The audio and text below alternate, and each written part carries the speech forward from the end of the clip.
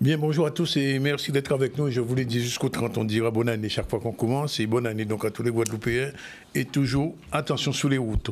On va recevoir dans un instant M. Adrien Baron, président de la commission d'insertion de lutte contre l'exclusion. Bonjour. Bonjour à cher Danick, bonjour à l'ensemble des... Il est aussi maire de Sainte-Rose, il est aussi conseiller départemental, donc président. Avec lui, Madame Romuald, directrice générale adjointe de l'insertion, bonjour. Bonjour Monsieur Sandro. Merci d'être avec nous aussi souvent, on le souhaite encore une fois de plus. Ça c'est autre chose. Nathalie Jacobico sera aussi avec nous un peu plus tard. Marie-Sabine Clémençon, qui est une cantatrice, viendra avec un chanteur qu'on connaît, Patrice Koyo, puisqu'il y a quelque chose qui se fait. Et on va terminer avec DJ K-West. Sinon, l'actualité, c'est la visite agricole avec le conseil départemental. C'était hier. On va aborder le sujet du chlordécone avec les enfants. C'est un reportage de Maxime Morel. Et la grève à l'ESH, vous savez, l'aide aux enfants en situation de handicap dans les écoles. Il y a un gros problème là-dessus. Et Olivier Félix a suivi le débat. On va commencer tout de suite rapidement avec cette visite agricole avec le conseil départemental. C'était hier, monsieur Pachalus, monsieur Losba, quel lapsus, était sur le terrain. Et on va voir ce que ça donnait. Reportage Charlie Dagonia. Je salue encore cette initiative de Madame Cancel et que ce que nous voulons, c'est dupliquer sur l'ensemble du territoire. D'ailleurs, dans un instant, avec les chercheurs, on va présenter le projet de la ferme au niveau de l'Aramée. C'est pratiquement 30 hectares qui seront consacrés parce que ce que je veux, c'est que nous puissions être dans une démarche de souveraineté alimentaire, puisqu'aujourd'hui, pratiquement 90% de ce que nous consommons vient de l'extérieur. Comme j'ai dit dans mes vœux, et fait pas jardin à nous les bateaux là. Aujourd'hui, moi je pars du principe qu'il faut avoir des petites unités de ce genre-là pour justement que chaque personne puisse s'y mettre à son activité, mais il faut le multiplier. C'est-à-dire avoir ce modèle-là et le multiplier chez d'autres personnes, d'autres exploitants agricoles également, ou alors des particuliers qui veulent se nourrir correctement. L'idée de faire une usine de cela, non. Il ne faut pas que ça soit aux mains d'une seule personne, mais que chaque personne puisse pouvoir se nourrir et correctement sa famille. Là, ce que vous avez juste derrière moi, c'est un jardin aquaponique. Donc en fait, c'est un système qui pousse hors sol, comme vous le voyez, donc qui peut être intéressant sur des terres un petit peu, on va dire, soit non agricoles, soit effectivement polluées. Et en fait, c'est un système où, en harmonie, poussent des poissons et des légumes, et ça recircule. Donc on fait énormément d'économies d'eau par rapport à des cultures qu'on pourra faire effectivement en pleine terre. Et du coup, on peut l'installer quasiment partout, que ce soit dans une école, dans un EHPAD, chez un restaurateur.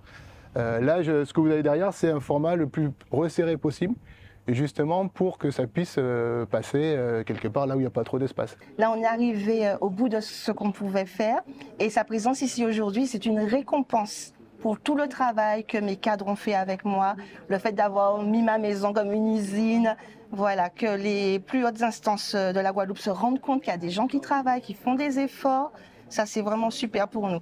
Et comme le président disait, on est à Miami. Les hôtels Hilton de Miami nous ont demandé du TPI de Guadeloupe. Et toute la Caraïbe était là. On a eu des commandes aussi des croisiéristes. Mais derrière, pour répondre, on ne peut pas dire oui et ne pas pouvoir, sinon on va dire les gens ne sont pas sérieux. Pour répondre à ça, il nous faut une usine correcte et que les plantes soient là au bon moment. Nous sommes une île, ce n'est pas comme d'autres territoires, il y a des milliers d'hectares. Donc, mais ce qui est surtout important, c'est que ce que nous produisons correspond à ce que nous consommons. Et ce que nous consommons, nous le produisons. Alors bien sûr, la question de l'autonomie alimentaire est posée depuis longtemps et espérons qu'elle va pouvoir se résoudre. Mais pour cela, il y a des décisions politiques aussi à prendre au niveau de l'agriculture. c'est évident que si, comme il dit, jardin nous pas si bateau, il faut jardin nous en Guadeloupe, et pour ça, il faut que les terres agricoles aussi soient mises à disposition des jeunes Guadeloupéens qui veulent s'investir. Bien, on va passer à autre chose, on va parler d'insertion. Monsieur Baron, vous êtes le patron même de l'insertion et la lutte contre l'exclusion au sein du conseil départemental. 2024 vient de se terminer. Il y a peut-être 2 ans, je crois, vous étiez à 40 000, à peu près aux environs de 40 000 RSA. On en est à combien à peu près aujourd'hui? On est un peu plus de 37 000 aujourd'hui. Ça a baissé? Ça a baissé très largement. Il y a un travail conséquent qui a été fait par les services avec quelques directives en termes de politique publique pour permettre d'améliorer ces chiffres. Vous savez, vous parliez tout à l'heure d'agriculture, mais nous sommes là aussi dans le champ de l'insertion et vous aviez raison de signaler qu'il faut que d'abord diversifier l'agriculture en Guadeloupe et puis après permettre à des jeunes qui sont en situation de non-emploi mais qui sont diplômés, parfois dans le secteur agricole et qui ont parfois des diplômes rares. D'ailleurs, leur permettre d'exercer. Pour ça, il faut aussi qu'il y ait un consensus entre ceux qui occupent depuis 30, 40, 50, 60 ans les terres et des jeunes qui sont aujourd'hui en capacité de pouvoir produire dans le pays et surtout d'arriver, ne serait-ce qu'à un certain pourcentage, à cette autonomie alimentaire. Alors oui, la Direction générale de l'insertion, dont je suis le président, et puis Mme Romuald, la directrice générale, fait un travail colossal depuis bien longtemps, mais nous avons tenté par des actions bien ciblées depuis 2021, d'améliorer nos chiffres. Alors, pour cela, effectivement, et d'ailleurs, chaque année, à chaque fin d'année, nous faisons une évaluation de ces politiques publiques. C'est le premier élément avant de démarrer une nouvelle année. Ce que nous faisons, c'est d'évaluer nos politiques publiques pour savoir si les actions que nous avons menées pendant l'année écoulée ont permis d'obtenir des résultats. Et ce travail, c'est un travail essentiellement d'accompagnement, puisque nous ne sommes pas là pour donner du travail, puisque nous sommes une institution publique. En revanche, nous sommes en capacité, avec les moyens qui sont à notre disposition, de mettre en place des dispositifs qui permettent à ces jeunes-là d'être en capacité de trouver un emploi. Et le conseil départemental accompagne depuis le début de la chaîne jusqu'à la fin. Ça veut dire que même lorsqu'ils ont trouvé un emploi, la DGAI continue à accompagner, parce que très souvent, tout cela peut être très précaire, et il faut qu'il y ait un suivi pour permettre de consolider. Et c'est tout ce dispositif, c'est toute cette chaîne d'accompagnement qui permet depuis quelque temps d'améliorer nos chiffres. Alors bien évidemment, nous avons aussi nettoyé nos fichiers, parce que vous savez, le fichier des BRSA, il y avait un peu tout et n'importe quoi. Nous avons eu l'occasion de trouver des personnes qui ont 80 ans, qui sont encore bénéficiaires du RSA. Donc il y avait aussi une nécessité de pouvoir nettoyer. Mais ce n'est pas là l'essentiel du résultat. L'essentiel du résultat, c'est réellement dans l'action qui a permis à ces jeunes de sortir de cette spirale infernale. Parce que vous avez plusieurs catégories de public dans les BRSA. Vous avez ceux qui sont très éloignés de l'emploi. Très éloignés. Ça veut dire qu'ils ne sont pas en capacité, lors même que nous pourrions leur trouver un emploi, de l'occuper immédiatement. Il y a un travail de socialisation à faire, il y a un travail d'employabilité à faire qui est préalable pour leur permettre d'être prêts. Vous avez d'autres qui sont dans une situation un peu intermédiaire, on va dire. C'est-à-dire qu'ils ont entamé le parcours de mobilisation, mais ils ne sont pas encore arrivés à son terme. Et puis vous avez ceux qui sont prêts. Parfois, vous avez des personnes... Alors, on dit RSA. Alors, souvent, ça peut être péjoratif. Ah, vous touchez RSA, etc. Vous avez des personnes qui ont un bac plus 5, bac plus 6, qui peuvent être bénéficiaires du RSA. Parce que le RSA, c'est un revenu de solidarité. Ça veut dire que toutes les personnes qui sont âgées de plus de 25 ans, ou sinon pour les femmes qui ont un enfant et donc qui peuvent avoir moins de 25 ans, peuvent être bénéficiaires du RSA. Donc vous avez plusieurs catégories, nous devons exploiter chacune d'entre elles pour trouver des solutions pour chaque bénéficiaire. Et c'est pour cela qu'il y a un suivi quasi individualisé. Alors nous avons bien évidemment des dispositifs que nous mettons en place avec l'État. Je pense par exemple au Pacte des solidarités, qui est une convention que nous signons avec l'État qui permet effectivement de mieux cerner, de mieux encadrer, de mieux permettre à ces jeunes-là d'être prêts. Et nous avons des dispositifs propres qui sont les nôtres, et puis des équipes très importantes au niveau du département qui suivent tout cela. Alors, avant de donner la parole à Mme Romuald, je veux quand même vous demander, puisque j'imagine qu'il y a des RSA qui nous regardent en ce moment, quel message en 2025 vous avez envie de leur transmettre? D'abord, le message, c'est leur dire qu'ils ne sont pas seuls. Donc, ça veut dire qu'ils ont avec eux et derrière eux le département, et qu'à n'importe quel moment, et ça c'est extrêmement important, parce que ce qui est le plus grave dans la démarche de l'emploi, c'est l'isolement. il ne faut pas qu'il y ait d'isolement, il ne faut pas qu'il y ait de rupture entre le bénéficiaire du RSA et l'institution qui les contrôle. Parce que très souvent, ils ont accès uniquement avec la CAF, parce que c'est la CAF qui paye. Oui. Mais la CAF paye, mais pour le suivi et pour leur permettre d'accéder à un emploi, en tout cas à une formation, et leur permettre de sortir de ce schéma, il faut qu'ils aient contact avec nous. Alors je sais que des fois c'est un peu compliqué, entre la CAF, entre le département, entre France Travail. Oui. Des fois ils ne se retrouvent pas. Mais ils doivent savoir que l'institution référente pour eux, en matière de mobilisation, de recherche d'emploi, etc., c'est le conseil départemental. Et nous avons suffisamment d'antennes sur toute la Guadeloupe. Nous sommes déployés sur l'ensemble du territoire, y compris les îles du Sud, pour nous permettre effectivement à n'importe quel moment d'être en capacité de recevoir l'un d'entre eux et de pouvoir identifier leurs problématiques. Parce que très souvent, vous savez, lorsqu'ils viennent nous voir parfois, c'est parce qu'ils ont une difficulté, c'est parce qu'ils ont besoin d'aller plus loin. Il y a aussi, avec l'expérimentation qui est en place, et Mme Romuald en parlera certainement, des mesures qui sont mises en place pour permettre d'intensifier la recherche d'emploi et de mieux l'organiser. Les fameuses 15 heures dont vous avez entendu certainement parler, où ces jeunes, ou moins jeunes d'ailleurs, bénéficiaires du RSA, rentrent dans des dispositifs où ils font de la recherche active d'emploi, ou dans des entreprises, ou dans des institutions. Tout cela, c'est des mesures qui sont en place, mais leur dire surtout de ne pas rester isolés, toujours se rapprocher de nous, parce que nous avons souvent des propositions à leur faire en fonction de leur situation. Justement, Mme Romuald, la loi va changer. Alors, la loi a changé. Elle a changé. Puisque c'est la loi du 18 décembre 2023, donc la loi pour l'emploi, qui est rentrée donc en vigueur, en application chez nous et un peu partout sur le territoire hexagonal depuis le 1er janvier 2025. La première nouveauté, c'est l'obligation d'inscription des allocataires du RSA donc, à France Travail. Alors, déjà, un certain nombre d'allocataires du RSA étaient déjà inscrits à France Travail. Donc aujourd'hui, ce qui change, c'est que tout le monde doit l'être. Alors, tous les nouveaux arrivants dans le dispositif RSA qui ne s'inquiètent pas, quand ils vont faire leur demande de RSA, systématiquement, donc ils vont recevoir dans leur espace personnel, à partir de l'adresse mail qu'ils auront saisie, des éléments à fournir à France Travail. Pour tous ceux qui étaient déjà allocataires du RSA, pas d'inquiétude non plus, ils ont basculé systématiquement dans les fichiers de France Travail. Donc, j'ai envie de dire, aujourd'hui, la grande nouveauté, c'est tout le monde est inscrit à France Travail. Deuxièmement, l'obligation d'orientation pour tout le monde, c'est-à-dire que tous les allocataires du RSA, y compris les demandeurs d'emploi aussi, devront faire l'objet d'une orientation. Moi, je vais m'exprimer uniquement pour les allocataires du RSA. J'insiste bien parce qu'un certain nombre de choses que je vais dire sont aussi déployées par France Travail pour tout demandeur d'emploi qui n'est pas allocataire du RSA forcément. Donc, les allocataires du RSA ont cette obligation d'inscription, ça c'est la première chose.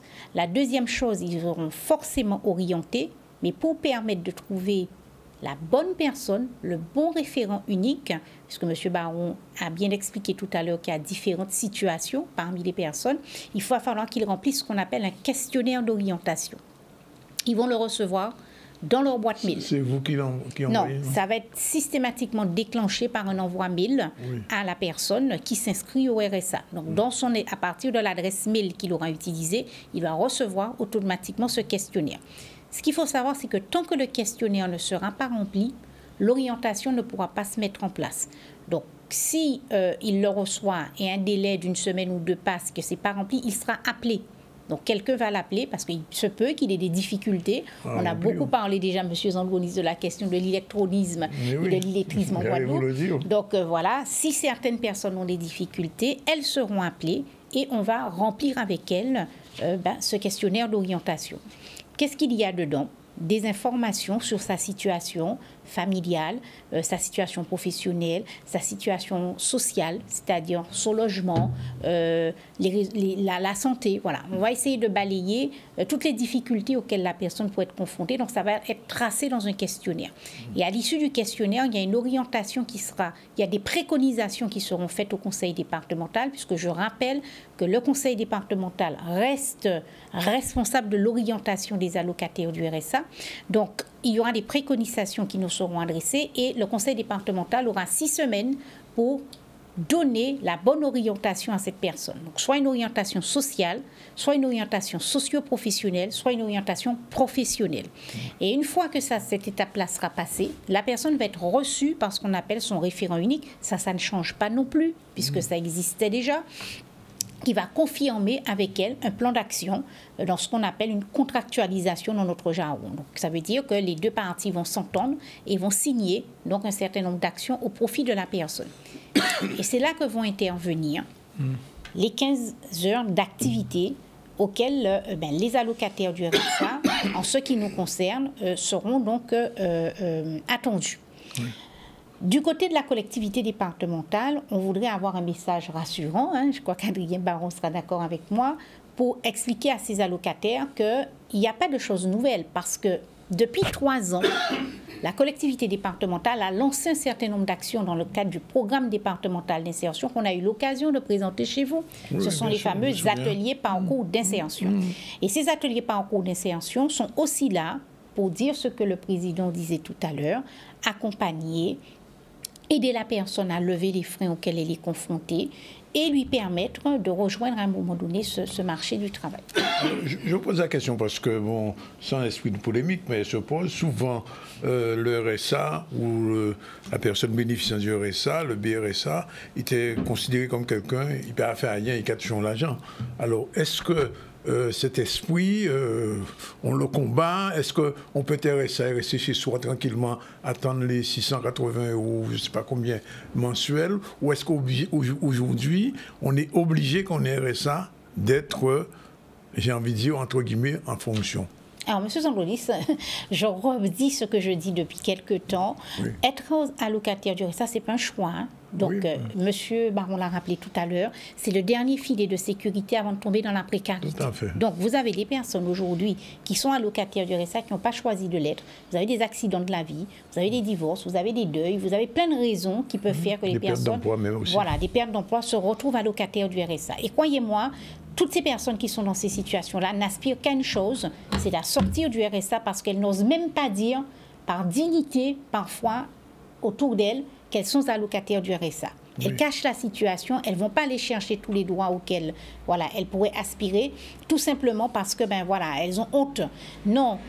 Et donc, quand on dit qu'il y a des allocataires du RSA qui profitent du système, excusez-moi, il y a quand même beaucoup de gens aujourd'hui, j'ai envie de dire, c'est une main-d'œuvre guadeloupéenne qui est sur le bord de la route à côté de nous et qui attend aussi qu'on l'aide à pénétrer ces réseaux pour retrouver de l'emploi.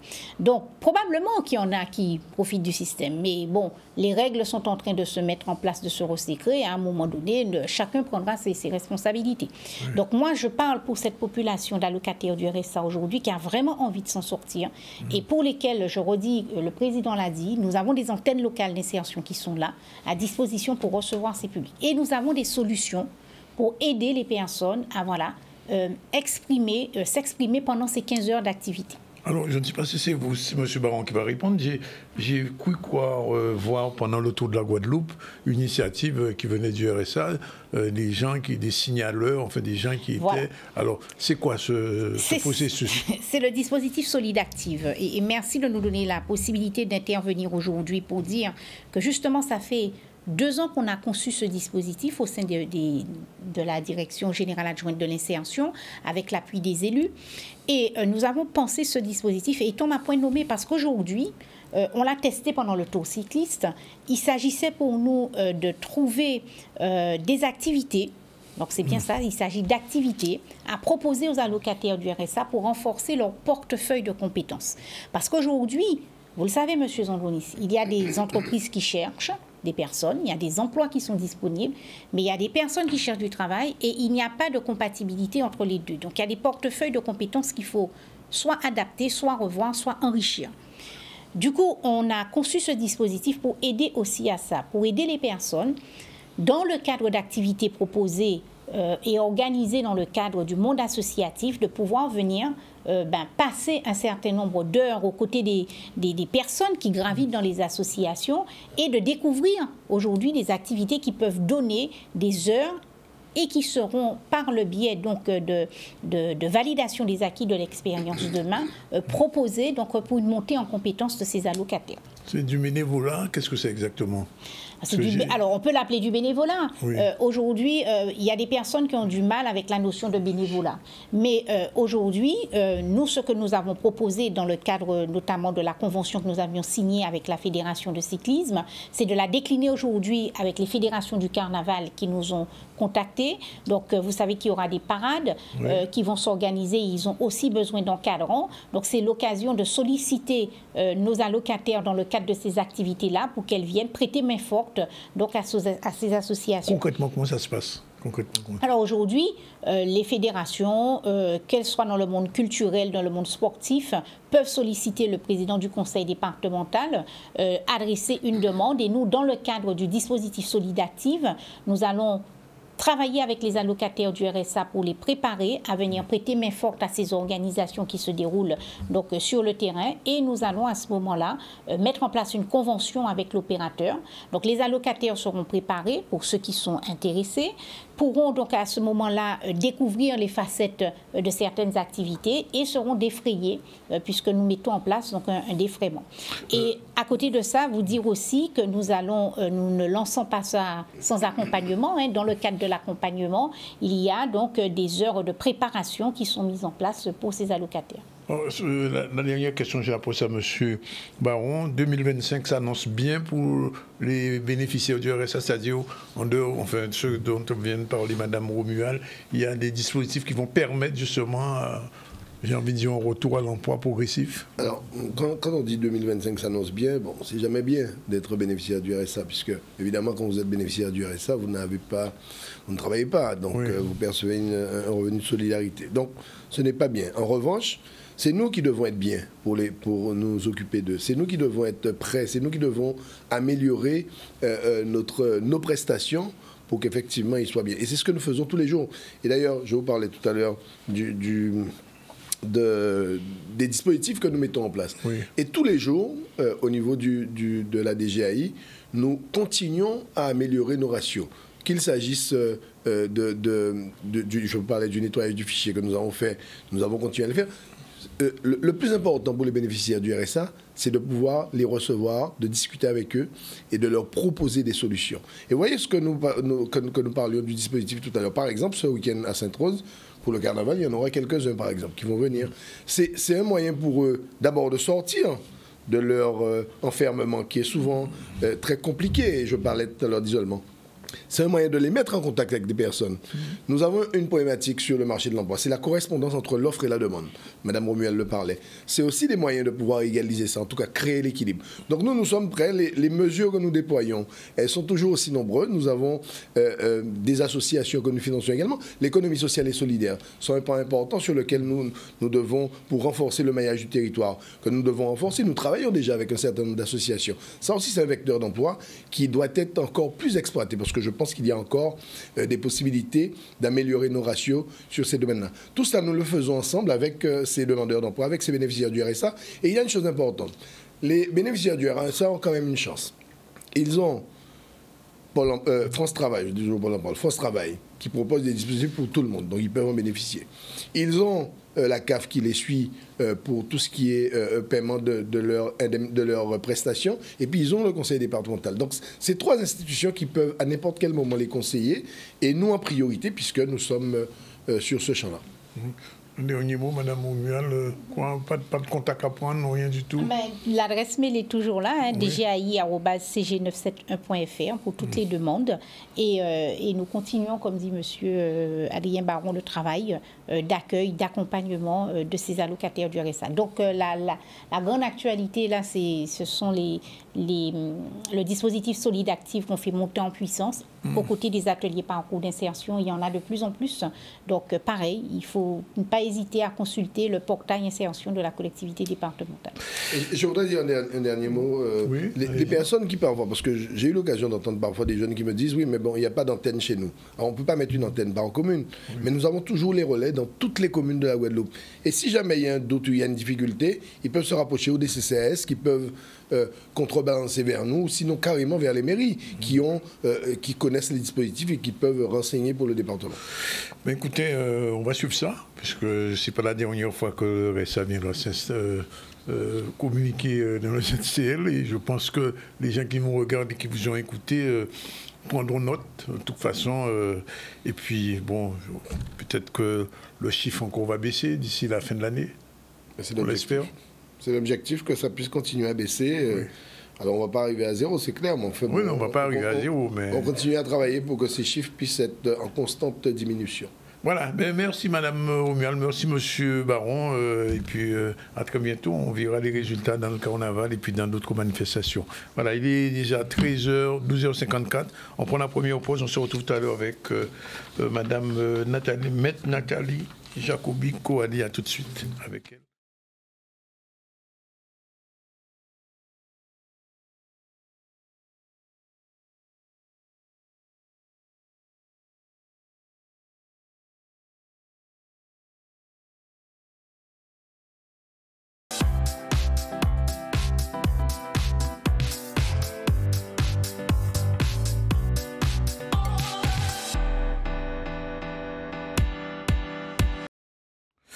Voilà, vous êtes avec nous jusqu'à 14h et en attendant, eh bien, on va recevoir dans un instant tous nos invités. On commence par les femmes. Nathalie Jacobi-Coali, bonjour. Bonjour Dani. Maître Jacobi, liquidation du régime patrimonial, on va en parler. On va recevoir Madame Marie-Sabine Clémençon, bonjour. Bonjour Dani, bonjour la Guadeloupe. Qu'est-ce dit la Guadeloupe? Non. Il peut ça. Bon. Et Patrice Koyo, bonjour. Recevez mes meilleurs vœux à Guadeloupe. Oui. Les téléspectateurs. On va parler de ce stage de technique vocale lyrico-jazz, puisque Marie-Sabine est lyriste, depuis longtemps cantatrice même, et Patrice, alors c'est ce mélange, on va en parler tout à l'heure, on va y revenir. Pour l'instant, on va faire un petit sujet sur l'actualité, c'est la question du chlordécone, puisque vous savez que c'est un poison qui continue à sévir dans notre pays, et peut-être que les jeunes enfants n'en savent pas tous les dangers. Un reportage de Maxime Morel pour l'information. Regarde. C'est un atelier d'art-thérapie parce que nous allons effectivement mettre en application l'éveil par l'art, l'information par l'art à des problématiques qui peuvent être très, très graves, très sensibles.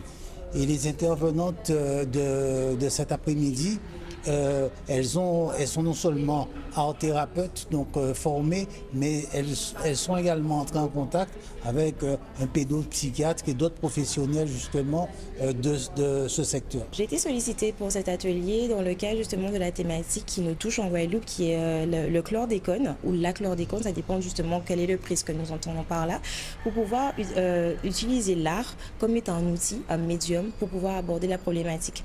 Donc aujourd'hui, nous sommes avec des parents et des enfants, puisque malheureusement, on en parle souvent entre adultes, mais pas assez avec les enfants.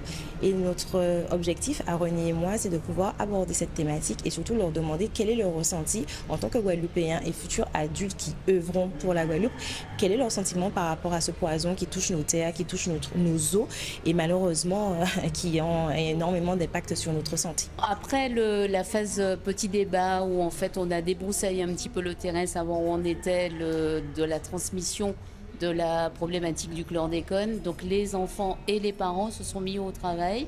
Donc l'idée c'est de faire un travail à quatre mains et en fait de discuter pendant tout le processus et de travailler dans un premier temps sur le ressenti de la chose, comment on vit de l'intérieur un empoisonnement et en l'occurrence celui du chlordécone. C'est important en fait de les sensibiliser à ce qui nous entoure et de les mettre au goût du jour de ce qui se passe dans notre pays. Pour le moment ça se passe bien. On se met à leur hauteur pour qu'ils puissent comprendre en fonction de leur âge. On est le futur de la Guadeloupe. S'il y a bien des personnes qui doivent faire des démarches pour régler ce problème, c'est bien nous les jeunes. Parce que nos parents ont déjà fait un grand travail et c'est à nous de le poursuivre. Voilà, il est 13h ici. On va aborder notre rubrique juridique aujourd'hui avec Maître Nathalie Jacobico-Ali, bonjour. Bonjour Yannick. Et on va parler de la liquidation du régime matrimonial, c'est très important, générique.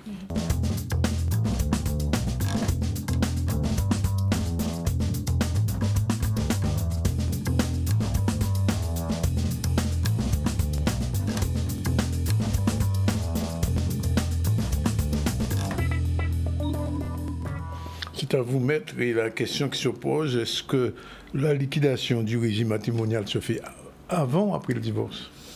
Alors, ça va dépendre du type de divorce, parce qu'effectivement, le Code civil a posé 4 types de divorce. Donc, je vais juste les énumérer parce qu'on en a déjà discuté, peut-être qu'on en reparlera en 2025.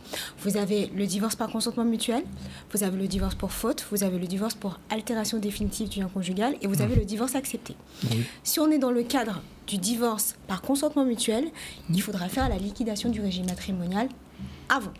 Si on est dans les autres types de divorce, on peut le faire après ou pendant le divorce. Donc c'est en fonction du divorce que ce régime se fait. Alors, non, c'est pas en fonction du divorce. C'est le temps où la liquidation du régime matrimonial doit se faire. Oui. Ça va dépendre du type de divorce. Si on est dans le cas d'un divorce par consentement mutuel, il faut obligatoirement le faire avant de faire le divorce par consentement mutuel. Oui. Si on est dans les autres types de divorce, on peut le faire après ou pendant la procédure. D'accord. Et donc, dans le cas du consentement mutuel, c'est beaucoup plus compliqué ou plus simple? Non, c'est pas plus compliqué parce que le divorce par consentement mutuel, ça veut dire quoi? Ça veut dire que les époux sont d'accord sur tout. Ils sont d'accord pour divorcer et ils sont d'accord sur les conséquences du divorce. D'accord? Et concernant la liquidation du régime matrimonial, c'est quoi? C'est de partager les biens communs que les époux ont acquis pendant le mariage. Donc ça veut dire calculer les droits de chacun des époux. Pourquoi ça doit se faire avant, lorsque dans le cas d'un divorce par consentement mutuel? C'est qu'on estime que lorsque les époux divorcent, cette question aura déjà été abordée et évacuée. Donc elle doit se faire en amont. Alors il y a quand même la question du contrat de mariage qui se pose. Alors effectivement, lorsqu'on divorce, lorsqu'on se marie, on peut en amont faire un contrat de mariage. Donc ça peut être, donc généralement on fait une séparation de biens. Et on peut très bien ne pas faire un contrat, et ça peut être également la communauté universelle. Et on peut très bien aussi décider de se marier, de ne pas faire de contrat de mariage. Ce qui est généralement la majorité des cas, ça veut dire quoi? Qu'on est marié sous le régime de la communauté réduite aux acquêts. Donc ça veut dire quoi? Ça veut dire que les biens qui seront acquis pendant le mariage sont présumés être des biens communs. Tandis que lorsqu'on fait un mariage sous la séparation de biens, ça veut dire que lorsqu'on se marie, lorsqu'on va acquérir un bien, ça pourrait être un bien propre. Et comment se déroulent les opérations alors? Alors, donc, 2 choses. Donc, si effectivement, il y a lieu à faire liquidation du régime matrimonial, parce que ce n'est pas obligatoire. Parce qu'il y a des époux, lorsqu'ils se marient, ils n'achètent pas de biens communs. Ils n'ont pas de biens communs. Il n'y a pas non plus, effectivement, parce que c'est pas forcément un bien commun. On peut avoir une assurance vie, et effectivement, l'autre est bénéficiaire, et donc, effectivement, il pourra avoir droit à la moitié. Donc, il peut se poser des questions en matière d'assurance vie. Alors, si par contre, on n'a pas de biens en commun, il n'y a pas lieu à faire liquidation du régime matrimonial. Il n'y a pas de liquidation. Par contre, s'il y a un bien immobilier et qu'il y a lieu de faire la liquidation, il faudra avoir un notaire. Parce que c'est le notaire. Il faut un notaire. Lorsqu'il y a un bien immobilier. Même pas l'avocat, mais le notaire. Le notaire est obligatoire lorsqu'il y a un bien immobilier. Pourquoi? Parce que c'est le notaire qui va demander aux époux de faire l'estimation du bien, qui va faire le calcul des droits de chacun des époux. Après, l'avocat peut être utile lorsqu'on est devant le notaire pour effectivement faciliter le dialogue. Mais lorsqu'il y a un bien immobilier, le notaire est obligatoire. Et pendant la procédure du divorce, est-ce que les époux peuvent lancer les opérations de liquidation? Tout à fait. Donc lorsqu'on est dans les 3 autres cas de divorce, parce que j'évacue le divorce par consentement mutuel parce que la liquidation du régime matrimonial doit se faire en amont de ces divorces. Lorsqu'on est dans les 3 autres cas de divorce, lorsqu'effectivement on lance la procédure de divorce ou lorsque la procédure de divorce est en cours, il y a cette possibilité de demander au juge des affaires familiales de désigner un notaire. C'est possible. Et comme la liquidation peut se faire également après le divorce. C'est également possible. Alors, il y a un domaine que je ne connais pas, je pose la question. Qu'est-ce qu'on appelle l'attribution préférentielle? Alors, lorsqu'effectivement on va divorcer et qu'il y a un bien immobilier il peut en avoir plusieurs. On peut demander, dans le cadre de la procédure de divorce, de demander l'attribution préférentielle du bien. Ça veut dire qu'il nous soit attribué. Donc, je vais vous donner un exemple. Admettons, il y a 2 biens immobiliers. Il y en a un qui est... Enfin, les époux ont acquis 2 biens immobiliers. Ils en ont acquis un au Moule, un à Saint-François. D'accord ? Donc, on va leur demander d'estimer le bien. Admettons que les 2 biens font 100 000 euros. Bon, généralement, les 2 biens ne sont pas forcément équivalents. Mais pour expliquer, je vais l'expliquer de manière simple. Donc, et un des époux habite... réside toujours dans le bien qui est situé au Moule. Il peut demander l'attribution préférentielle du bien situé au Moule et l'autre peut demander également l'attribution du bien qui est à Saint-François. C'est possible. Et lorsqu'effectivement, il n'y a qu'un seul bien, on peut demander également l'attribution préférentielle du bien, mais lorsque le notaire va évaluer les droits de chacun des époux, l'autre, effectivement, il devra un reliquat, sûrement à l'autre, par rapport à la part du bien qui lui revenait. Et que peut faire le juge alors pendant le divorce? Alors, le juge, on peut demander au juge de désigner un notaire. Si effectivement les époux sont tombés d'accord sur le partage des biens, le juge a la possibilité d'homologuer cet accord, comme il peut également homologuer les opérations de parentage du notaire. Donc le juge, effectivement, a ses différentes prérogatives, comme il peut aussi, s'il voit qu'il y a des difficultés, demander effectivement qu'il puisse avoir ce parentage. Mais alors, le problème, si les époux ne sont pas d'accord, n'arrivent pas à se mettre d'accord. Alors, il faut savoir que lorsqu'on fait la liquidation du régime matrimonial, la première phase doit être amiable. C'est-à-dire qu'effectivement, lorsqu'on divorce, ça va être indiqué dans le jugement de divorce, on va inviter les époux à se rapprocher d'un notaire. Donc, il y a cette phase amiable. Et lorsqu'effectivement, on n'arrive pas à trouver un accord, on devra engager la phase judiciaire, à savoir demander le partage judiciaire. Il y a un délai légal pour ça? Pour demander le partage judiciaire, non. Pourquoi? Parce que déjà, concernant la liquidation du régime matrimonial, il n'y a pas de délai. Le juge n'a pas, le législateur n'a pas fixé de délai. Parce qu'il y a des couples qui divorcent et qui ne font jamais de liquidation du régime matrimonial. Ils se remarient, il n'y a pas de liquidation du régime matrimonial. Ah bon? Ah oui, et ça pose des difficultés souvent aux héritiers. Pourquoi? Parce que cette charge leur revient. Parce que ça veut dire que, effectivement, leur père était marié avec leur mère. Oui. Ensuite, il a divorcé.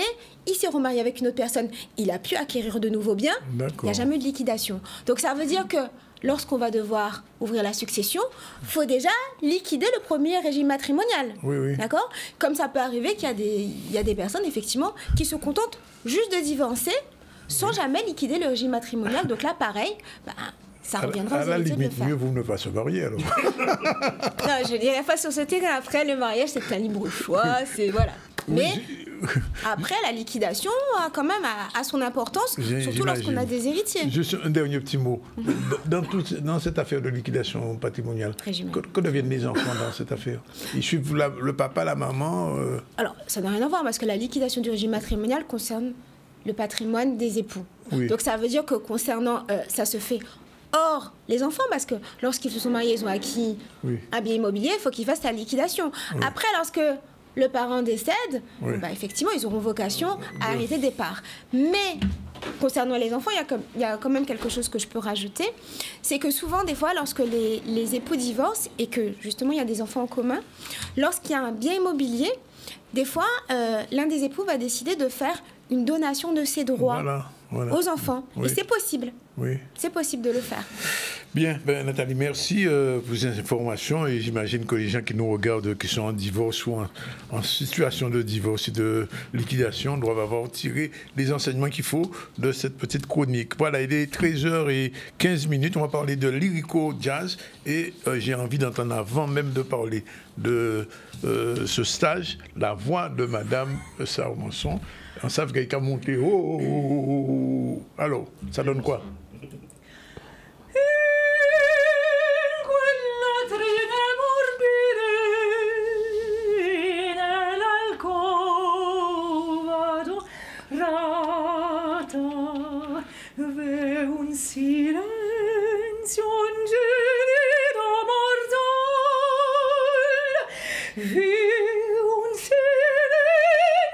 Freddo che m'agghiaccia.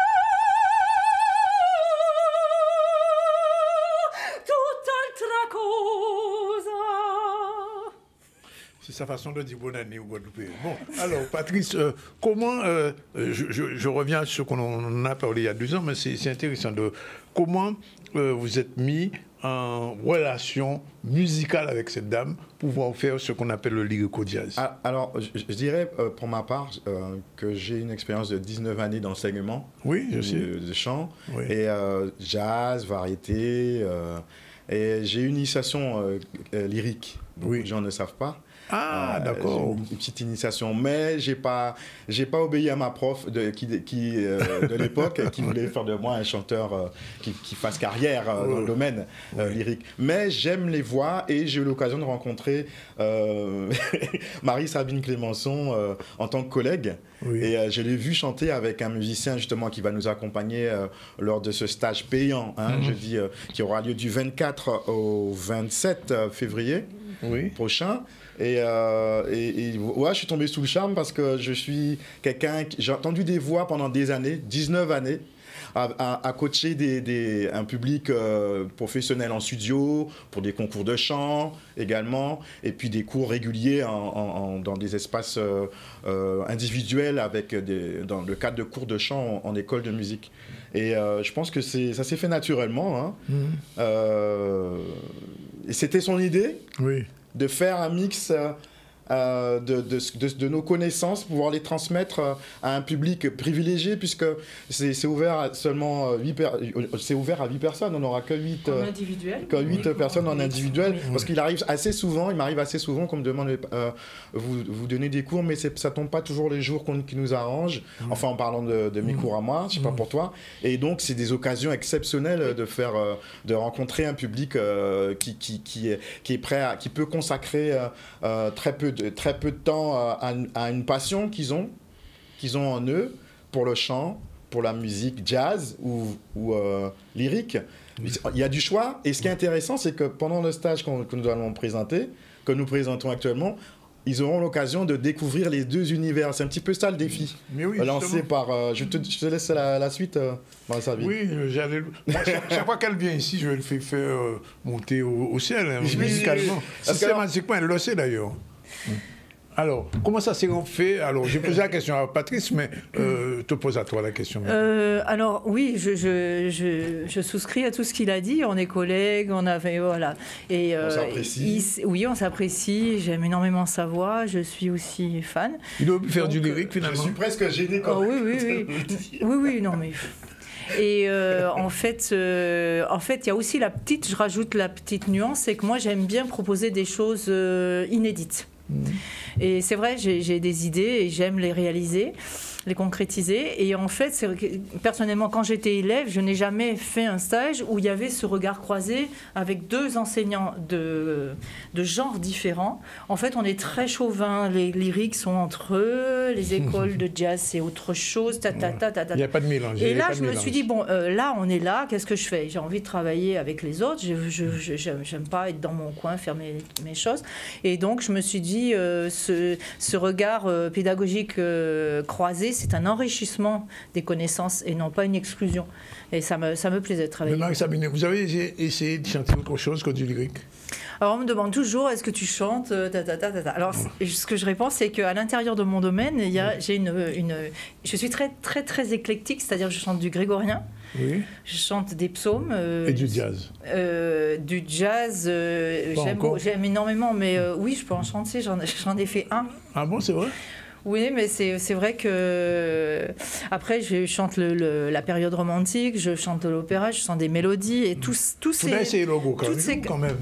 Non, parce qu'en Pourquoi? fait, il faut faire ce pourquoi on est fait. En fait, c'est comme un 4x4, il va dans les terrains. Il y a une espèce on peut se démultiplier, bien sûr, oui. Mais je crois qu'il faut aussi. Enfin, c'est pas au niveau où je suis arrivée que maintenant je vais faire autre chose.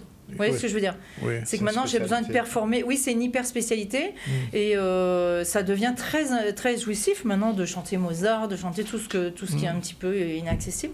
Et voilà quoi. Alors comment ça se passait ce stage lyrico-jazz de technique vocale? Comment ça se passait, Patrice? Comment ça va se passer? Oui, concrètement. Les gens qui regardent, qui veulent venir, ils vont apprendre quoi? Ils vont être mis en situation? Comment ça va s'organiser? Bon, déjà, on va les auditionner le 8 février. pour faire connaissance avec ce public qui va assister au stage. Il y aura des cours en individuel, basés sur... déjà, l'audition, on va sélectionner... il faut que ce soit des gens qui soient déjà de bon niveau, ou bien c'est des débutants? Alors, ça peut être... on peut avoir des débutants en termes d'apprentissage, mais qui ont des aptitudes, qui savent reconnaître la tonalité d'une œuvre. S'ils viennent à leur audition avec un accompagnement instrumental, sur fichier MP3, ou qui viennent avec leur partition, qu'ils ont déjà chanté accompagnés par un pianiste ou un guitariste, qui ont déjà des notions de tempo, et qui n'ait pas de problème de santé non plus, parce que ça, pour le stage, c'est important pour qu'il puisse bien se dérouler, qu'on ait des personnes qui ont une voix conforme pour pouvoir travailler sur pour pouvoir performer, tout simplement. Alors, qu'est-ce qu'il y aura? On va se compléter, parce que tu as vraiment pris à bras-le-corps ce stage-là. Tu vas mieux en parler que moi, Marie-Sabine. Mais en tout cas, il y a des cours individuels, il y aura des masterclass, et il y aura une restitution le 27 février avec un pianiste accompagnateur de renom qui s'appelle Jean-Michel Lesdel. Ah oui, notre ami Jean-Michel qui sera là. Alors, avec des répétitions à la clé aussi. Alors, vas-y, Marie-Sabine. Alors, comme on a fait déjà une première édition, c'est vrai que je peux parler de ce qu'on a fait concrètement. Donc, c'était assez intéressant de voir, surtout les masterclass m'ont beaucoup plu l'après-midi. On est tous ensemble, c'est-à-dire que l'élève chante devant les élèves et devant les deux profs, et il y a cette espèce de phénomène d'interrogation, de partage des savoirs qui est très très intéressant. Le matin c'est en individuel, donc pas de surprise. Et puis en début de stage il y a une conférence d'un posturologue pour vraiment faire comprendre aux élèves qu'on est là pour aborder la voix de manière pas scientifique, mais de manière réfléchie. La conférence sur le posturologiste. Posturologue. Qu'est-ce que c'est que cette conférence? En fait, Fabien Dorcet est ostéopathe, mais je lui ai demandé de travailler sur la voix parce qu'il ne connaissait pas les chanteurs, il ne connaissait pas notre problématique. Donc j'ai fait un petit topo sur l'émission vocale, etc. Il a trouvé ça très très intéressant parce que lui-même, il a une base de musicien, il avait pris des cours à arpège, donc il m'a dit non, j'y vais, je fonce, je vais bosser là-dessus. Donc il a complété aussi pour le travail du souffle, il a étudié le diaphragme, etc., la posture. Et il nous a fait une conférence qui était vraiment passionnante, vraiment... et avec des exercices à l'appui. Et c'était... moi, je connais bien mon domaine quand même. Et là, j'ai découvert des choses. Enfin, ça a complété, ça a peaufiné un petit peu ma connaissance. Et en fait, ce qu'on veut faire comprendre, c'est qu'il y a deux démarches en chant. Il y a la démarche où on fait un show, où on prend le micro comme ça un peu en étant pas conscient de ce qu'on fait. Mais nous, on est dans une démarche vraiment profondément pédagogique où, au contraire, on décortique, on regarde les choses à la loupe et on explique les voyelles, la phonation, enfin tout un tas de choses qui sont vraiment passionnantes en fait. Vraiment ça veut dire que les gens qui vont participer à ce stage lyrico-jazz, après, ils seront performants? En tout cas, en voie d'être performant, en voie. Il faut être honnête. C'est vrai que sur 3-4 jours, on ne peut pas non plus faire. Je ne promets pas des miracles parce que je serais malhonnête. Mais par contre, il y a des prises de conscience et des petits déclics qui doivent se faire dans le ressenti, dans l'esprit des élèves, pour se dire ah oui, mais ça c'était bien. Il faut vraiment peut-être que je prenne des cours sur le long terme, ou peut-être ah oui, j'avais oublié ça. La partition, la musique, faire de l'instrument aussi pour comprendre comment c'est écrit. Et on veut, nous on veut trouver un peu des voix exceptionnelles, des voix nouvelles, des voix exceptionnelles, où voilà, c'est un partage, mais aussi se dire qu'il faut peut-être voir des profs travailler sur le long terme pour envisager après peut-être. Alors, je posais la question, mais enfin, je connais la réponse. En fait, la voix, c'est un instrument aussi. Mais c'est un instrument qui est vivant, qui est délicat, qui nous aide à cultiver l'amour de soi. Et beaucoup de personnes passent à côté de cette notion-là. Et nous serons là lors de ce stage pour mettre l'accent dessus. Vas-y. Je lève le doigt comme à l'école. Oui, ça devient un instrument. Au départ, c'est un organe qui fait partie du corps humain. C'est comme marcher. Oui. Vous pouvez marcher, mais danser, Oui, c'est un art. Oui, voilà. Donc il faut passer de ce qu'on peut faire avec son corps à une maîtrise. Donc ça devient un instrument, alors plus ou moins virtuose, mais c'est vrai qu'il y a des gammes à faire, on s'entraîne pour arriver à un degré de performance. Alors, vous l'avez pas avec dit, le travail. Oui. Ça se passe à Sonis. Ça se passe à Sonis, oui. Oui. Alors il faut s'inscrire dès maintenant. On a un infoline, on a des numéros de téléphone. Et donc, c'est le 08 98 40, c'est ça? Oui. Et le 73 55 24 06 06 bien sûr, c'est toujours portable. Ce sont des portables. Et donc, alors ça démarre réellement. Alors, la première chose, c'est l'audition, c'est le 8. Ce sera le 8 février. Le 8. Et oui, ça va se passer à 16h. Ouais. À 16h, à Sonis, dans une salle de Sonis. Et les postulants qui ont été retenus par le biais de l'infoline vont se succéder et on va pouvoir faire connaissance avec leur voix et eux prendre connaissance aussi par le biais de l'infoline des tarifs, la tarification, parce que c'est un stage payant. Voilà.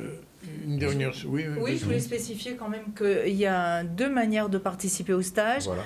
Vraiment, bon, parce que tout le monde n'a pas forcément l'argent pour consacrer. Voilà. Et donc, soit on fait tout le stage, soit on est auditeur, un pass auditeur. Voilà, on vient à la conférence, au masterclass de l'après-midi et la restitution. Donc c'est pas mal quand même. Une dernière chose, une dernière chose, Marie. Il n'y a pas de prestations prévues en dehors du stage? Chaque année, il y a toujours quelque chose dans une église. Non, un petit truc. Non, mais ça, c'est une préparation, en fait. Mais je peux quand même déjà en parler. Oui. Mais je ne sais même pas où c'est. Ah bon? C'est le 31 janvier. Je suis dans un petit trio avec Paul Méliot, qui est ténor, comme tout le monde sait, Paul, et puis Michael Jeanne au piano. On fait des airs quand même relativement connus, et puis on glisse de ci, de là, des choses moins connues.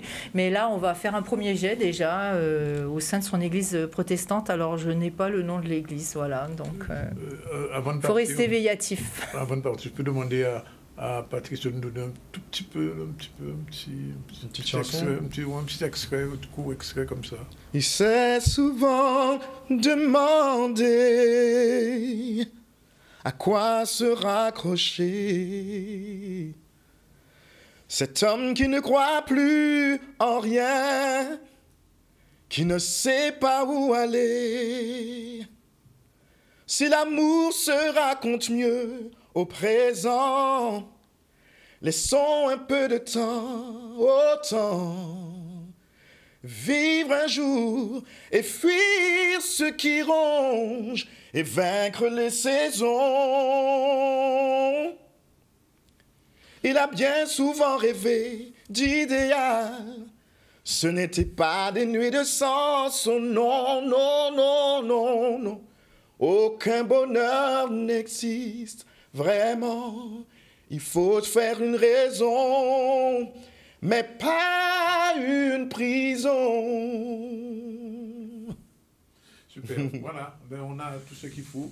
Le rendez-vous donc est pris pour le 8 février et on aura l'occasion probablement d'entendre un petit peu plus souvent ces deux chanteurs. Marie Sabine, qu'on aime bien entendre, monter, qu'on ne dira pas en fila, oui, qui a monté en son là, et puis Patrice qu'on découvre, peut-être que Patrice un petit jour nous un disque. J'espère. Bon, nous aussi. Bon, en tout cas, on verra certainement en live, studio live, concept dédié à Alphonse, DJ bien connu en Guadeloupe, un concept en duo, guitare-voix. Okay. Vers le mois de mai. Merci d'être venu. Merci Nathalie. Merci Marie. Chaque fois que je vous dis, j'ai envie de t'appeler Marie Céline, je ne sais pas pourquoi. Marie Sabine et Patrice. Voilà. Il est 13h31. On prend la dernière pause. On se retrouve avec un autre chanteur tout à l'heure. C'est DJ Kawes, un artiste polyvalent tout de suite.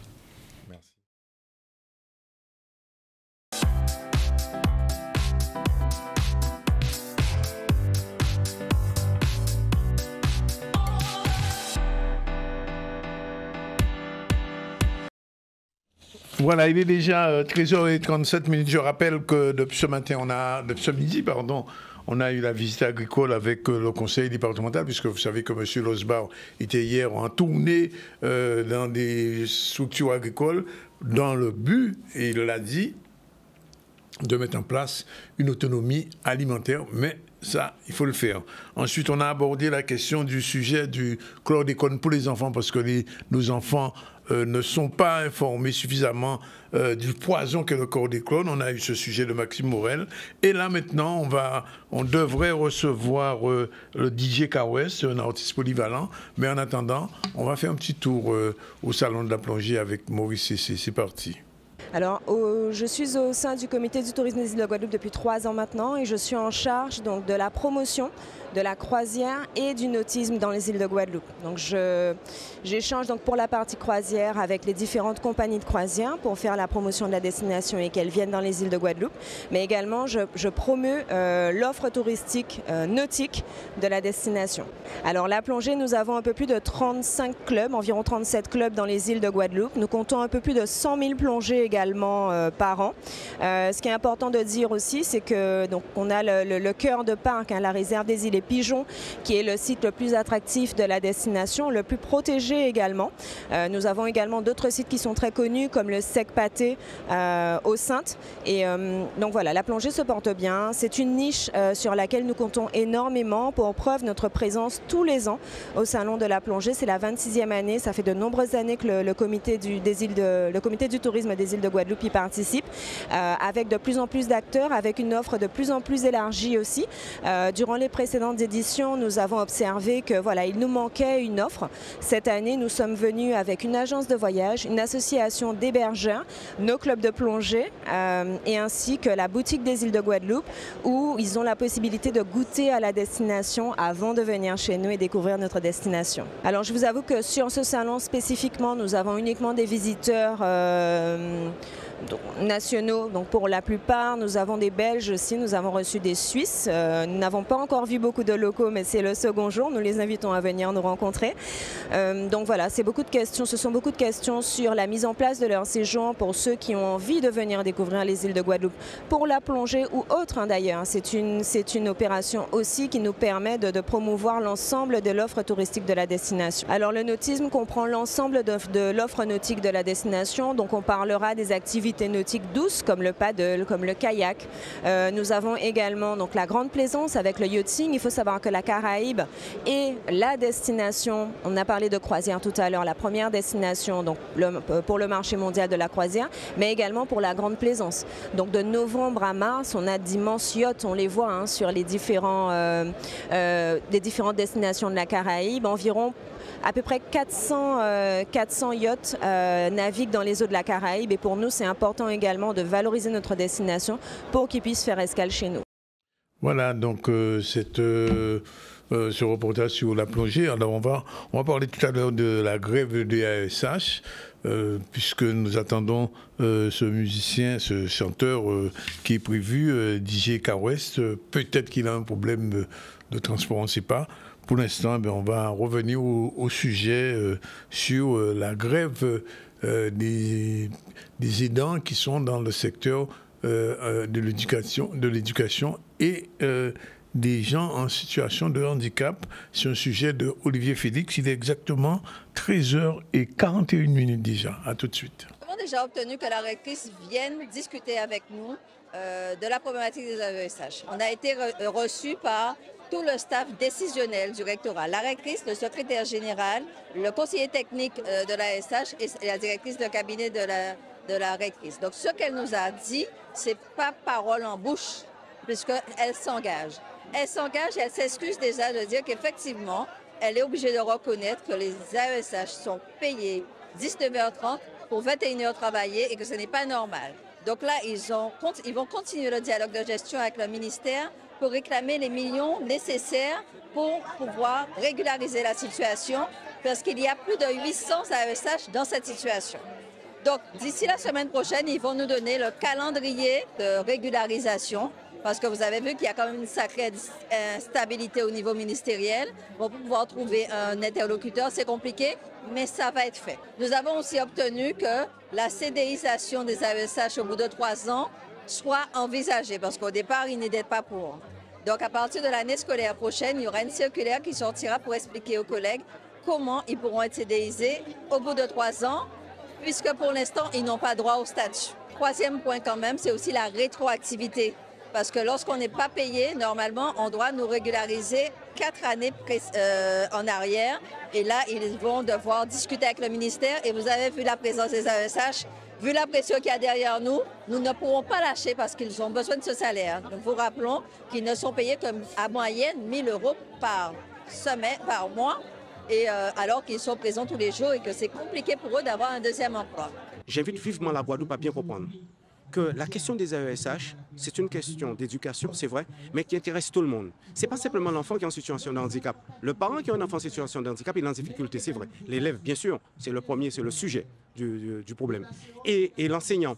Mais autour de ça, quand vous n'avez pas une AESH et quand vous n'avez pas une AESH qui est formée, vous avez donc 23 autres élèves, 24 autres élèves qui sont là et qui sont en difficulté et qui n'arrivent pas à travailler comme il le faudrait. Donc, il faudrait que tout le monde comprenne que la question de l'AESH, c'est une question qui est systémique et qui interroge toute la société. Parce que demain, ces enfants-là qui ne vont pas réussir, eh bien, ils seront à charge pour la société. Et après, vous n'avez pas besoin de vous faire un dessin, un noir dessin, tout le monde a compris. Donc, aujourd'hui, je suis au nom de la FSU et singulièrement au nom du SNUPP très heureux parce que c'est une vraie bataille que nous avons menée et que nous avons gagnée. Maintenant, la guerre est encore loin, mais on va la mener tranquillement, de façon progressive. Et c'est ce qu'on a essayé d'expliquer à ces dames. Et si je peux comprendre, il y a ces messieurs qui sont un sourd, c'est un sourd, et ça je comprends, mais on ne pourra pas faire mieux, on ne pourra pas faire plus vite. Il y a un calendrier qui sera mis en place et on l'observera avec force. Nous serons là pour appeler Madame la directrice. Vous nous avez dit, et vous avez dit que vous irez jusqu'au bout du bout. Voilà, il est 13h44 avant de recevoir DJK West. Un dernier rendez-vous publicitaire et on se retrouve dans 2 minutes.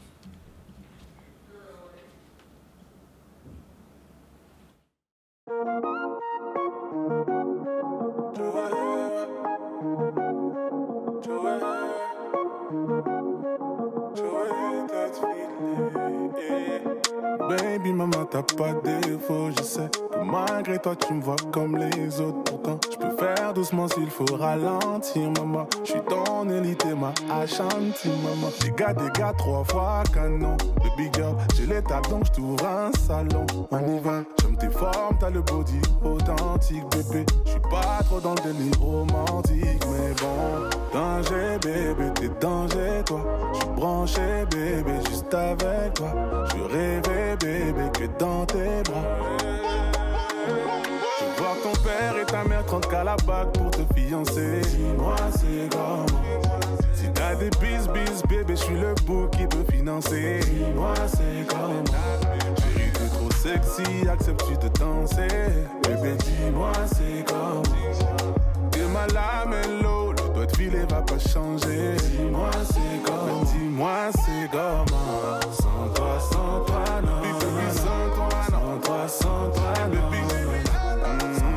Sans toi, non. Baby, sans toi, non. Sans toi, non. Sans toi, non. Baby, sans toi, non. Sans toi, non. Je peux pas. Sans toi, non. Baby, sans toi, non. Sans toi, non. Bébé, t'es sauvé. Ton ex, il a pas de fric. Dans ton poignet, il manque de 3 Van Cleef. Ils sont trop sur le terrain, c'est la Joga Bonito. Bébé, moi je suis serein, c'est voyage en hélico. Oh la mamie, autour du monde de Guadalajara. Fuck tes ex, les cons qui ne savent pas s'habiller. Moi j'ai le drip du P, tu peux pas nier. Danger, bébé, t'es danger, toi. Je suis branché, bébé, juste avec toi. Je rêvais, bébé, que dans tes bras. Je vois ton père et ta mère 30 à la bague pour te fiancer. Dis-moi c'est comment. Si t'as des bis, bébé, je suis le bouc qui peut financer. Dis-moi c'est comment. Chérie, t'es trop sexy, acceptes-tu de danser? Bébé, dis-moi c'est comment. T'es ma lamello, le doigt de filet va pas changer. Dis-moi c'est comment. Dis-moi c'est... Mais voilà, c'est la première fois qu'on va recevoir DJK West. Bonjour. Salut, comment vas-tu? Merci d'être là. et de nous expliquer un petit peu le sens de cette musique. On vient de voir le clip là qui a l'air entre guillemets très intéressant parce que avec toute la petite famille qui est autour là, ça se passait bien. Alors, explication. DJ Kawes, qu'est-ce que c'est exactement comme style de musique? Enfin, je vois, mais enfin, pour nos téléspectateurs. Exactement. Alors, DJ Kawes, c'est avant tout un DJ, compositeur, beatmaker, oui. Artiste au final. Au final, on pourrait dire ça. C'est un artiste. C'est ça. Et la collaboration avec Joey se passe très très bien parce que mon producteur m'appelle et me demande est-ce que je veux faire un son avec Joey Dotfilet. Donc je dis bien évidemment parce que Joey aujourd'hui c'est quand même une icône de la musique de la nouvelle génération. Donc je lui dis avec plaisir et c'est comme ça. Il aimait bien ce que je faisais, ce que je fais. Et du coup, tout naturellement, on a été au studio et le son s'est fait. Donc ça a été une très belle collaboration en fin de compte. Hein. Oui. Comment ça a commencé l'arrivée en tant que DJ et en même temps en tant qu'artiste? Qu'est-ce qui a fait que au moment où on démarre? Eh bien, je pense que c'est par rapport aux réseaux sociaux. Parce que je maîtrise assez bien ce domaine. Et j'ai voulu, en tant que DJ, personnaliser un petit peu plus mes morceaux. Et à travers les réseaux sociaux, je postais des vidéos juste comme ça, au final. Et il y a eu une ascension. Voilà, il y a eu une ascension, il y a une vidéo qui a pris de l'ampleur. Et là, on va dire que tout a basculé. Et les gens ont réellement, il y a vraiment eu un engouement tout autour, si tu veux, de ma musique, quoi. Et c'est là où j'ai construit le côté artiste. Oui, et ça fonctionne bien. Et ça fonctionne, Dieu merci. Oui. Alors, je pose la question, il va y avoir un show un de ces jours, un showcase en Guadeloupe un de ces jours? Alors, eh bien, je suis en train, nous sommes, parce qu'il y a toute une équipe derrière moi. Une équipe, j'imagine. Exactement, en train de réfléchir à vraiment faire une date ici en Guadeloupe parce que c'est chez moi et c'est important aujourd'hui, je pense, de revenir chez soi, prendre les bonnes vibes. Vibrations. Exactement, les bonnes vibrations et surtout donner au public qui m'écoute aussi ici, qui me découvre aussi ici. Oui, on te découvre là. Hein. Et ben voilà, de donner aussi l'opportunité de pouvoir voir en live ce que ça donne. Oui. Donc il y aura quelque chose, très prochainement. C'est dans les tuyaux. Exactement, c'est dans les tuyaux. Bon, alors, cela dit, quand on voit un petit peu l'évolution de la musique urbaine, parce qu'elle a beaucoup évolué en 20 ans, entre le moment où on commençait, je ne vais pas donner des noms pour ne pas choquer les gens, mais enfin, il y a des choses qui se faisaient il y a 20 ans qu'on ne fait plus. Oui, exactement. Comment un chanteur comme toi, tu évolues dans ce monde? Alors, ce qui me favorise, ce qui nous favorise au final, c'est que notre musique de base, ici, donc en Guadeloupe, Martinique, aux Antilles, la Caraïbe, est tellement riche que on se rend compte que la musique urbaine est en train de changer. Mais oui. Et ils sont en train de prendre notre musique quelque part, en fait. Effectivement. Et voilà. Et comme moi, j'arrive avec nos couleurs et je me présente comme une figure antillaise par rapport à mes origines et par rapport aussi à mon univers musical, eh bien on va dire que le vent a tourné de notre côté, qui font que dans la musique urbaine aujourd'hui, on retrouve beaucoup de ce qui se fait ici chez nous, quoi. Parce que, je vais prendre un exemple concret. Je vois un peu ce que fait Admiralty maintenant. Il prend de la musique du Goka et puis il met un petit peu du urbain dedans. Exactement. Chris a fait à peu près la même chose dans un autre style. Oui. Donc ça veut dire que cette évolution, elle est obligatoire maintenant? Je pense qu'elle est obligatoire parce que le but, c'est de parler à un maximum de personnes. Oui. Et ce qui se pose comme souci, c'est le décalage qu'il y a entre les générations. Oui. Et quand on prend un artiste, par exemple, si je reprends Admiralty ou même Chris, ou il y a d'autres artistes aussi qui le font, l'idée, c'est pouvoir être réunificateur des deux générations au final. Et quand ils prennent par exemple un son qui a marqué l'histoire chez nous et ils essayent de le mélanger avec les tendances de maintenant en fait finalement, c'est là où il y a ce choc de génération et tout le monde s'y retrouve. Donc l'idée c'est toujours, même moi dans ma musique c'est ce que je fais aussi un petit peu, j'ai beaucoup d'inspiration du groupe Kassav, du groupe Karimi, et on essaie justement de le remettre au goût du jour en fait. Ça. Alors je donne un autre exemple qui n'a rien à voir. Bon, c'est une chanteuse urbaine guyanaise que tu dois connaître, Bambi, qui chante pratiquement qu'en anglais maintenant. Exactement. Alors, comment expliquer ça? Alors, je pense que la langue, c'est une langue qui nous bloque des fois. Par exemple, le créole. Oui. Il faut savoir que notre musique est très riche, oui. Mais le côté anglais ouvre des portes. Oui. Parce que les gens aiment notre musique quand je vais au Canada ou quand je voyage. Mais malheureusement, c'est pas tout le monde qui comprend le créole. Oui. Et quoi que ça va réussir à imposer le créole quand même. À une époque, ils ont réussi à imposer le créole. Parce que j'ai vu des Japonais chanter en créole une fois. Oui, mais alors je suis totalement d'accord avec toi. Et c'est dommage qu'aujourd'hui, on ait du mal avec le créole à passer les barrières. Oui. Une artiste comme Bambi, je pense que le fait de chanter en anglais, ça lui ouvre d'autres portes. Oui. Et c'est dommage parce que notre langue est belle en fait. Mais alors il y a une manifestation qui se fait chaque année ici, c'est le All Day. Oui. Alors j'espère qu'un jour Kawes sera All Day. J'y étais déjà il y a 3 ans. Ah, il y a 3 ans. Il y a 3 ans j'y étais déjà. Ah d'accord, bon voilà. Mais j'ai raté quelque chose. J'y étais déjà il y a 3 ans là. Et donc il y a un streaming qui est en place là déjà. Par rapport au festival? Non, au niveau des compositions récentes. Oui, alors j'ai sorti mon album le mois dernier, le 6 décembre. Exactement. Il est sorti en streaming ou bien il est sorti sur les plateformes en streaming. Oui. Voilà. Combien de titres? L'album s'appelle Hybride, il a 15 titres, il y a 14 artistes avec moi. Ah quand même. Ouais, il y a vraiment pas mal d'artistes. Donc on a Michael Guirand du groupe Karimi, on a Joe Filet, on a Kim, la chanteuse. Donc il y a un mélange entre urbain et un petit peu le nouveau compas entre guillemets de Karimi, tout ça. C'est ça. Et en fait il y a vraiment, on va dire, ce côté hybride, parce que justement le hybride veut dire... Bien sûr, mélange de gens. Donc voilà, c'est ce mélange-là qui est important. Ça veut dire qu'aujourd'hui, un artiste, même s'il est guadeloupéen, il peut passer dans la Caraïbe un peu partout et être reconnu et valorisé. C'est ça. Mais en fait, si tu veux, c'est un petit peu le chemin que je souhaite prendre.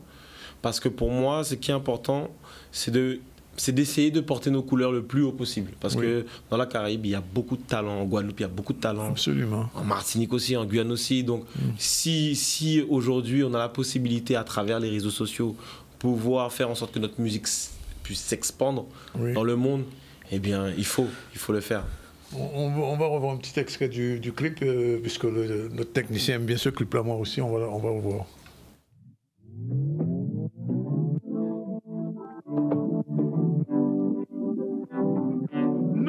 Baby, non, je veux pas rester seul. Je veux pas rester seul. Oui, camper dans fait noir, c'est où plaire vivre. C'est sang qui coule dans veine moi qui fait vivre. J'ai une bague à pas encore, qui te qu'aime dormir dehors. Si l'amour n'a désaccord, chérie, c'est pas une raison pour quitter tout seul. La game ne fait noir, chérie, je l'aime tout seul. Oh, tout seul. Je dis aime tout seul. Le campé ne fait noir, la vie, je l'aime tout seul. Oh, chérie, t'en prie pas quitter me solo. M'en parle avant, chérie, ou bango. Faites si comme c'est, j'ai moins plein de l'eau. Aïe, mon essaie, moi, mes têtes, maintenant chaud. Connais la vie, y'a pas facile. J'ai ou pas besoin de parler en pile. C'est le café, l'esprit tranquille. Chérie, quand tu t'aimes tout seul. Ou qui t'aime tout seul. La game n'a fait noir, chérie, tu t'aimes tout seul. Oh, tout seul. Je dis aime tout seul. Le campé n'a fait noir, la vie, tu t'aimes tout seul. Le type même de l'hybride, ça. Exactement. Tu as de compris. Non, c'est réussi. Hein. Merci beaucoup. C'est réussi et vraiment content de voir ça. Et j'espère que on te verra sur une scène bientôt en Guadeloupe. Eh bien, justement. Travaille pour ça. On est en train de travailler sur ça, c'est important de pouvoir. Parce que je suis en concert à Paris. Oui. Quand le 2 mai. Le 2 mai. Le 2 mai à l'Olympia. Ouais. Waouh. Donc à Paris, effectivement, pour les Parisiens ou bien les personnes qui habitent en métropole, c'est ok, ils peuvent venir, mais en Guadeloupe, en Martinique. Faut faire. Je pense aussi qu'il faut présenter. Qu'il faut vite. En tout cas, merci d'être venu. Merci à toi. Cette petite présentation. Et puis, on t'espère quand le spectacle sera prêt, de te revoir ici. Avec grand plaisir. Merci, Kawes. Voilà, il est 13h56. On a terminé. Je rappelle qu'on a reçu Adrien Baron en début du ZCL, Catherine Romuald pour parler de l'insertion, Nathalie Jacobi-Caroli sur le problème du régime matrimonial, Marc-Sabine Clémençon et Patrice Koyo, deux artistes lyriques pour le spectacle, pour le lyrique jazz qu'ils vont faire. Et puis on vient de terminer avec Kawes. Sinon, l'actualité, c'était la visite agricole avec le conseil départemental, aborder le sujet chlordécone avec les enfants. La grève à la station n'a pas eu le temps aujourd'hui, mais c'est pas grave. Mais on a donné la parole à Maurice Cessé pour son reportage sur la plongée en Guadeloupe, en France, pardon. Voilà, je signale la sortie de cet ouvrage qu'il faudra lire, Pointe-à-Pitre, ma ville, souvenirs d'enfance, Nickel Kao, pardon, et demain ce sera son jour. Allez, à demain à la même heure, bye bye. Bonjour, je suis Marie-Sabine Clémençon, soprano lyrique, et j'enseigne la technique vocale, le chant classique. Bonjour, je suis Patrice Koyo, j'enseigne la technique vocale également, baryton Martin, mais spécificité, musique de variété et jazz.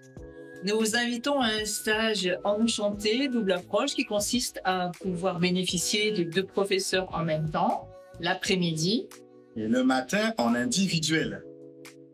Nous vous réservons moult surprises, une conférence d'un posturologue en début de stage. Et une restitution avec un pianiste éclectique qui saura accompagner vos chants dans le style que vous aurez choisi. Nous faisons une sélection des postulants, des élèves. Donc nous vous invitons à venir vous inscrire pour passer cette audition. Et prendre plaisir à partager cette passion que nous avons pour le chant. Exactement. À bientôt. À très très bientôt.